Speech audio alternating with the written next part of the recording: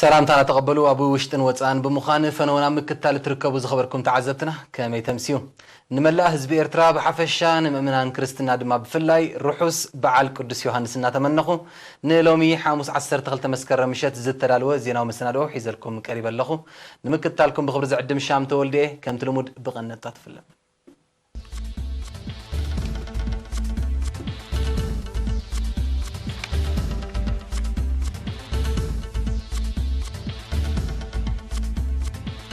بمخنيات بعل قدس يوحنس أبزاجر حزباو صنبل تخايدو قسقاس تمرتين وزوبا مقولن محيال زحجزوا على تخايدو إيرترا نبرتي مانهاي من هامبورغن الزغري حدا مسكرن بلع المعرض صنبيلا تشاينا كازاخستان استراتيجيكاو زمدن نمعبال تسامعين أب كيوبا قد أمريكا زسعبوك اللون داديك خصت كم زغل تقليزو أب بهاماس بهبو بلاو معبل دوريان دهاي نايزت فوق قطري سبات كل تشحن حموشة بيتنبزح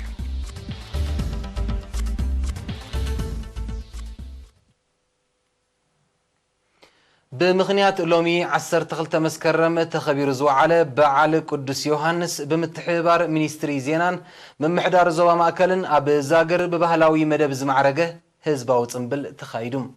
ابتي ام محدار زوا ماكل ميجر جنرال رمضان عثمان اولياي مينستر توريزم ويزرو اسكال منقريوس ابومبر هجدف زوا ماكل اتو يوسف سايق ازست سراويتن محبراتن كمون مرحت هيمانتن بامايز غصر عدمات غايشن زترخبل سنه سرعات حالافي كفلي بهلن سبورتن زوا ماكلاتو اندرياس اسمرو مابز سمعو قال منفساو بعالاتنا مغلص حدنتنا مننتنا سلازخونو نياتاون زمناون بهلنا بزبربرون زورقون سنطباوا مسنادوتات كنسنيوم كمزلنا غليصوم نملا حزب إرترا رحس بعال دحرم ناي دما نت مدب نمعوات ابركتون زغبرو امسكينوم اتمدب غوجل ياتاو بحال زوا ماكل بزغربتو مسنادو دميق نيروم بزي كازي اب اسمرا اب قصري اكسبو بغجل بحالي قيح مريت تمساسال مدب قريب نيروم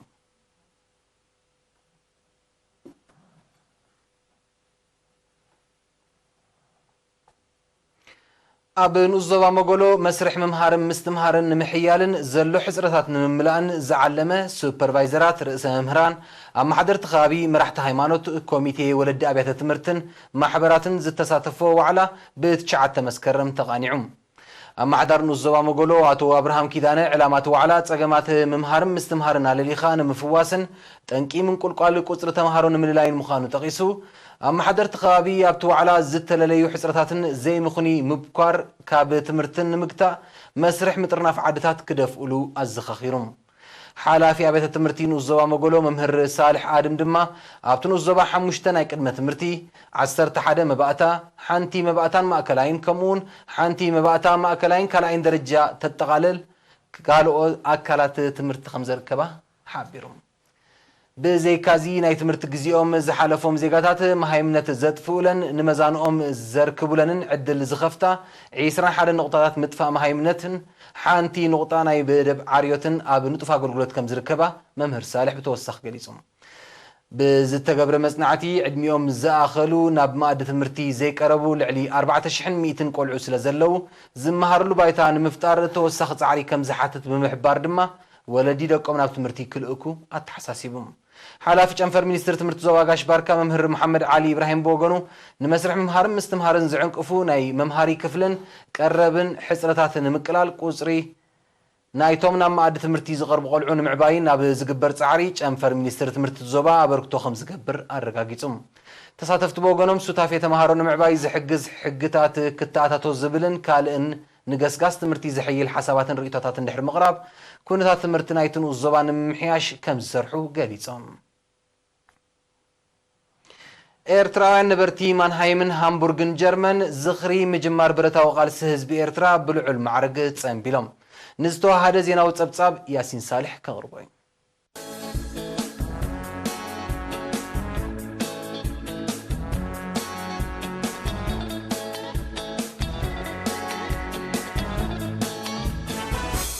إيرترا نبرتي مانهايمن هامبورغن جرمن هذا مسكرم زخر مبل 58 عمت مجمار برتاو قالس حزب إيرترا بلعو المعرق صنبيلوم اب كتما مانهايم بشوعات مسكرم اب استخايده صنبل ابو منبر هاغراوي شماغله جرمن دكتور تسفاي عبللوم ابزس معقال نتي ቅድሚ 58 ዓመት ዝጀመረ ብረታዊ ቃልስና ኣብ ዓወ ዘብፅሐ ሓያል ጻዕርን ርእሰ ተኣማንነትን ህዝብን ግንባርን ምዃኑን እዚ ርእሰ ተኣማንነት እዚ ናብ ደቅና ሓሊፉ ዋርሳይ ተቐባለ ሕድሪ ኮይኑ ልዕላውነት ሃገር ከም ዘውሓሰን ጠቒሱ እዚ ክብርታት እዚ ብጥንቃቐ ክንዕቅቦ ይግባእ ኢሉ ብተመሳሳሊ ኣብ ከተማ ሃምቡርግ ካብ ኣዋሃዲ ሽማግለ ኣቶ ክፍሎም ፀሃየ ኣብ ዘቕረቦ መግለፂ ሓደ መስከረም 1961 ኣገባብ ቃልሲ ህዝቢ ኤርትራን ናጽነት ናብ ሓድሽን ፍሉይን መድረኽ ዘሰጋገረት ኣብ ታሪክ መኸተ ወለዶታት ብሓበን እትዝከር ዕለት ምዃና ብምሕባር ኣብ ማዕርነትን ስኒትን ዝተመስረተት ሓያልን ዘይትድፈርን ሃገር ኣብ ምህናፅ ኣብ ንርከበሉ ተፈጢሩ ዘሎ ናይ ሰላም ሃዋህው ብመጠንቲ ሓደ መስከረም እተሰክመና ሓድሪ ኩሉ ዜጋ ንኹለንትናዊ ህንፀት ሃገር ቁርብ ክኸውን ኣዘኻኺሩ እቲ በዓል ብህፃናት ዝተዳለወ መደባትን ድራማን ግጥምን ዝርከቦም ዝተፈላለዩ መደባት ደሚቑ ነይሩ።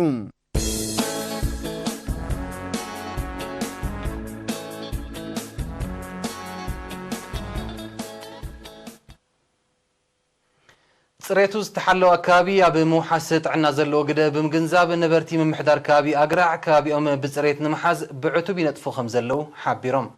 ንሳቶም ዘካይድዎ ንጥፈታት ንምግምጋምን ንዝተረኽበ ዓወት ንምጽምባልን ብ5 መስከረም ኣብ ዘካይድዎ ርክብ ቅድሚ ሕጂ ብሰንኪ ዘይውሑስ ኣካባብን ጉድለት ጽሬትን ጥዕናኦም ኣብ ሓደጋ ወዲቑን ዝተፈላለዩ ሕማማት ተቓሊዖም ምንባሮም ብምዝካር በሚኒስትሪ ጥዕና ብዝተዋህቦም ቀጻል ጎስጓስን ኣስተምህሮታትን ኣብ ኣባይቶም ዓይኒ ምድሪ ስለ ዝሰርሑ ዝሰትይዎ ማይን ዝነብሩሉ ኣካባብን ጽሬቱ ከም ዝተዋሕሰ ኣብሪሆም ሓላፊ ሚኒስትሪ ጥዕና ዞባ ሰሜናዊ ቀይሕ ባሕሪ ኣቶ ተስፋይ በኽረጽዮን ኣብ ዘስምዑ ቃል መንግስቲ ቀዳምነት ሂቡ ካብ ዝሰርሓሉ ዘሎ ምውሓስ ጥዕና ዜጋታት ምዃኑ ጠቒሱ ከም ዘማእከሎ ኩሉ መድያዊ ጽሬት ኣብ ምውሓስ ጥዕና ሕብረተሰብ ወሳኒ ብምዃኑ ብኣድማዕነት ክስርሓሉ ብምትሕስሳብ ህዝቢ ምምሕዳር ከባቢ ኣግራዕ ተጎናጺፍዎ ዘሎ ዓወት ክዕቅቦ ተላብዩ ሓላፊ ማሕበራዊ ኣገልግሎት ዞባ ሰሜናዊ ቀይሕ ባሕሪ ኣቶ ረዘነ ፍስሓ ብወገኑ መደብኮም ዝሰረቱ ሓበራዊ ጽሬት ህዝቢ ጽሬቱን ጽሬት ኣካባቢኡን ብምሕላው ብሰንኩ ካብ ዝስዕቡ ሕማማት ንምግልጋል ዝዓለመ ምዃኑ ብምብራህ ነበርቲ ዓድታት ንኡስ ዞባ ናቕፋት ተመክሮኦም ናብ ካልኦት ዓድታት ከም መሓላልፉ ኣዘኻኺሩ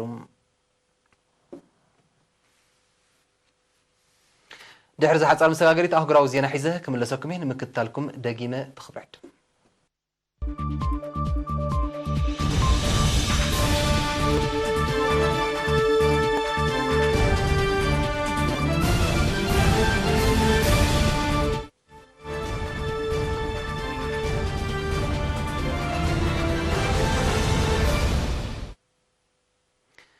ቻይናን ካዛኽስታንን ስትራቴጂካዊ ዝምድና ንምዕባል ተሰሚዐን እትሰምዕ መራሕቲ ክልቴን ሃገራት ትማሊ 11 መስከረም ኣብ ቻይናዊት ከተማ ቤይጂንግ ኣብ ዘካየድዎ ርክቢ ተበፂሖም ክልቴን ሃገራት ኣብ መዳይ ንግዲ ወፍሪ ጸጥታን ምቅላስ ግብረ ሽበራን ከምኡውን ስነ ፍልጠትን ቴክኖሎጂን ብሓባር ክሰርሓ ኣብ ትርክብ ተሰሚዐን ትግባረ ናይቲ ስምዓት ኣብ ቀረባ መጻኢ ንምርጋጽ ብዕቱብ ክስርሓሉ ምዃኑ መራሕቲ ክልቴን ሃገራት ሓቢሮም ኣለዉ ካዛኽስታን ኣብቲ ቻይና ዝበገሰቶ ሓደ ቅናት ሓደ መንገዲ ዝተሰሚየ ቁጠባውን ንግዳውን መርበብ ብቐዳምነት ካብ ዝነጥፋ ዘለዎ ሃገራት ሓንቲ ምዃና ይግለጽ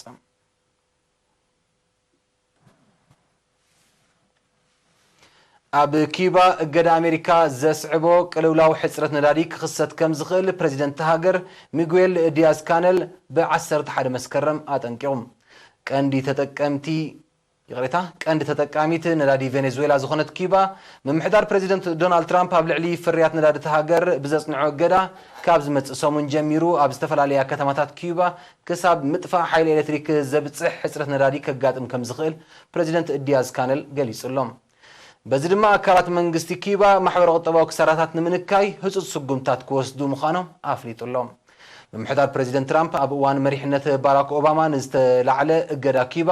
ኣብ 2017 ዳግማይ ብኸፊል ብምጽንዑ ክበራበር ጀሚሩ ዝነበረ ቁጠባት ሃገር ብኣሉታ ከም እተጸልወ ክሕበር ጸኒሑ እዩ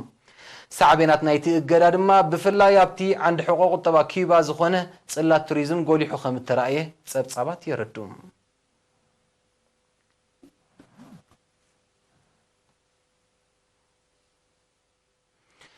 ኣብ መጀመርያ እዚ ወርሒ እዚ ኣብ ባሃማስ ብዘጋጠመ ህበበላዊ ማዕበል ዶሪያን ደሃይ ናይ ዘጥፍኡ ቁጽሪ ሰባት 2500 ከም ዝበጽሐ መንግስታዊ ጸብጻባት ሃገር ኣመልኪቶም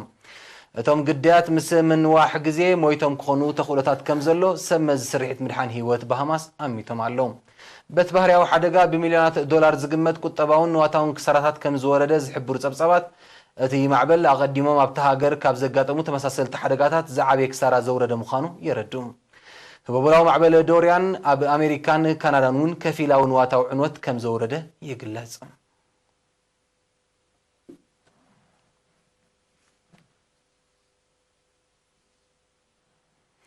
ፕሬዚደንት ኣሜሪካ ዶናልድ ትራምፕ መንግስቲ ቻይና ንእታው ፀረ ሕማም መንሽሮ መድሃኒታትን ካልእ ዝተፈላለየ ፍርያት ኣሜሪካ ዝኾነ ንብረትን ካብ መዝገብ ቀረፅ እታው ክውስነሉ ዝተወጠነ ንብረት ኣሜሪካ ንምስራዝ ዝወሰደ ስጉምቲ ነቲ ኣብ መንጎ ክልቲአን ሃገራት ክብፃሕ ዝድለ ንግዳዊ ስምዕ ደፋእ ሓይሊ ምዃኑ ብምግላጽ ሞጊስዎም ፕሬዚደንት ትራምፕ ብ11 መስከረም ኣብ ዝሃቦ ጋዜጣዊ መግለጺ ከም መርኣያ ናይዚ ቻይና ዝወሰደቶ እወታዊ ስጉምቲ ሃገሩ ነቲ ኣብ ልዕሊ ቢልዮናት ዶላር ዝግመት እታው ንብረት ቻይና ከተጽንዖ ወጢና ዝነበረት ወሰኽ ቀረፅ እታው ከተደናጉዮ ምዃና ኣፍሊጡሎም ሚኒስትሪ ፋይናንስ ቻይና ትማል 11 መስከረም ኣብ ዘውፅኦ መግለጺ ፀረ ሕማም መንሽሮ መድሃኒታት ፍሉይ ዓይነት መግቢ እንስሳን ካልእን ዝርከቦ 16 ዝተፈላለየ እታው ፍርያት ኣሜሪካ ካብ መዝገብ ቀረፅ እታው ክውሰነሉ ዝተሓስበ ዓይነታት ንብረት ከም እተኣለዩ ኣነጺሮም ኣብ ናይ ውልቂ ናይ ትዊተር ገጻቱ ኣብ ዝለጠፉ ሓበሬታ ድማ ፕሬዚደንት ትራምፕ ሃገሩ ነቲ ካብ ዝመጽእ ባሕትመስ ወርሒ ጥቅምቲ ኣብ ልዕሊ 250 ቢልዮን ዶላር ዝግመት እታው ንብረት ቻይና ከተጽንዖ ወጢና ዝነበረት ወሰኽ ቀረፅ እታው ብክልተ ሳምንታት ከም እተደናግዮ ሓቢሮም ብመሰረት ጸብጻባት ኣብ ልዕሊ እዚ እታው ንብረት ቻይና ተቐሚጡ ንዝርከብ ናይ 25 ሚእታዊት ወሰኽ ቀረፅ እታው ናብ 30 ሚእታዊት ከም ንምባል እዩ መምሕዳር ፕሬዚደንት ትራምፕ ወጢኑ ዘሎም እዚ ብክልቲአን ሃገራት ዝተወስደ እወታዊ ስጉምቲ ነቲ ኣብ ምዛም ዝወርሒ እዚ ዳግማይ ክበጋገዝ ትፅቢት ዝግበረሉ ዘሎ ንግዳዊ ዝርርብ ባይታ ዘንጽፍ ከም ዝኸውን ይእመት በዚ ጽቡቕ ዜና ዝተተባብዐ ዕዳጋታት ብርኪ ሃገራት ኤስያ ድማ ብ12 መስከረም ብኸፊሉ ክቢሉ ምዓሉ ይግለጽ ንግዳዊ ዘይምቅዳው ኣሜሪካን ቻይናን ኣብ ዓለማዊ ቁጠባዊ ንግዳዊ ምንቅስቓስ ብቐሊል ዘይግመት ኣሉታዊ ጽልዋ ኣኸቲሉ ከም ዝርከብን ሓያሎ ሃገራት ብሰንኩ ቁጠበአን ብኣሉታ ተጸልዩ ከም ዘለን እዩ ዝሕበር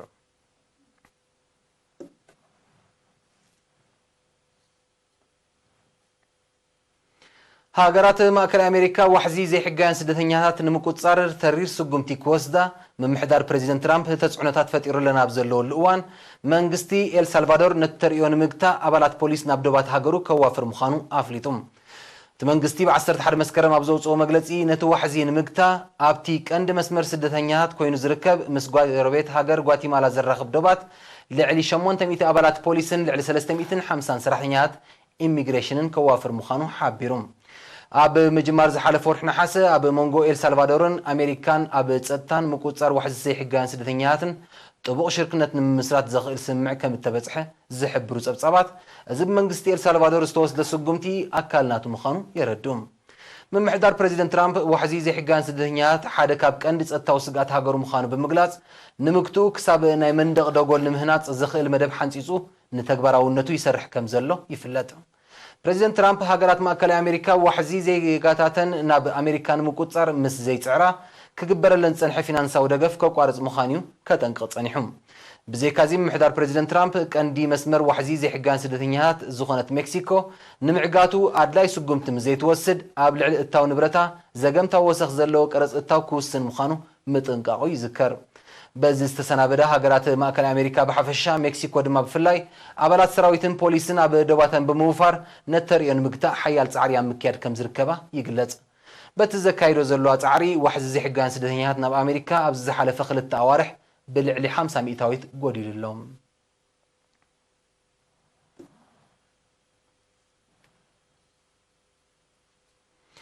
ኣብ ከተማ ቤጂንግ ቻይና ጻዕቂ ናይቲ ብሰንኪ ብከላ ኣየር ዝስዕብ ተርእዮ ንጥዕና ወዲሰብ ጎዳእ ዝኾነ ደቀቕቲ ጥረ ነገራት ኣብ ዝሓለፈ ወርሒ ነሓሰ ክብረ ወሰን ብዝሓዘ መጠን ብምጉዳሉ እታ ከተማ ካብ መዝገብ ቀዳሞት 200 ከቢድ ብከላ ዘለዎን ከተማታት ዓለም ክትወፅእ ዘሎ ተኽእሎ እናዛየደ ይመጽእ ከም ዘሎ ተሓቢሩ መንግስቲ ቻይና ብከላ ኣየር ንምቁጻር ኣብ 2014 ናይ ዘበገሶ ንጥፈታት ቀዳመይቲ ዝኾነት ከተማ ቤጂንግ ኣብታ ከተማ ንዝርከብ ጠንቂ ብከላ ዝኾነ ኢንዱስትሪታት ናይ ምዕጻውን ናብ ካልእ ከባቢታት ናይ ምግዓዝን ስጉምቲ ብምውሳዱ እቲ ተርእዮ ካብ ዓመት ናብ ዓመት ክጎድል ምጽንሖም ጸብጻባት ዝሕብሩ እቲ መጠን ምስ ናይ 2017 ክነጻጸር እንከሎ ብሓደ ሲሶ ከም ዝጎደለ ዘመልከቱ ወግዓውያን ጸብጻባት ሃገር مرآيا أدمعنت نايتي ستوسد تررت سقومتات مخانو يتقصم انت خونا جن متن بكلاير كتما بيجينغ أبز عمت زي كابتي ودبت عن عالم نود سب حدقن ياكبل زسفرو ملكعي بربعة عزفي بموسخو ملو بملو نمنصها جنانا ويحقو عزو خمس حتت يقلات